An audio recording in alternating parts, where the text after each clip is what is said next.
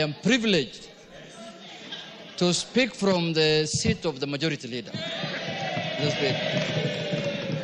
Because, Mr. Speaker, even when I sat on the seat, it is very warm, Mr. Speaker, unlike mine, which was very cold, Mr. Speaker. I didn't know the seats of Parliament have different warmth, Mr. Speaker. But, Mr. Speaker, I don't foresee myself leaving this seat anytime soon. I don't see myself leaving this one anytime. But having said, Mr. Speaker, as you are aware and as you have alluded to, Mr. Speaker, there is a court ruling. A ruling of court consisting of 3-judge bench, Mr. Speaker. Mr. Speaker, a court ruling has only got 2 decisions, Mr. Speaker. There is no third way about it.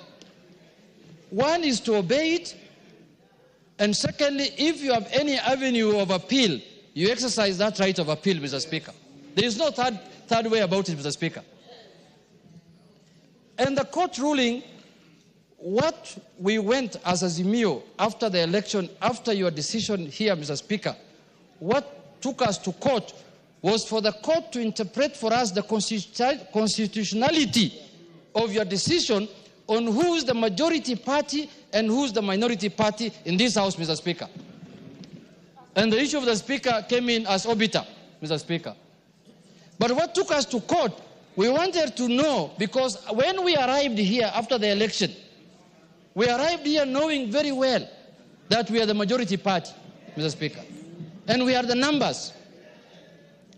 But midway, we ended up losing numbers through your ruling, Mr. Speaker.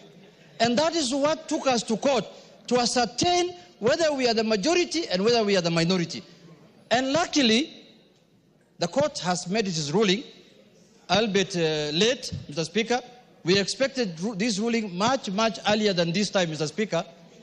But it is better late than never.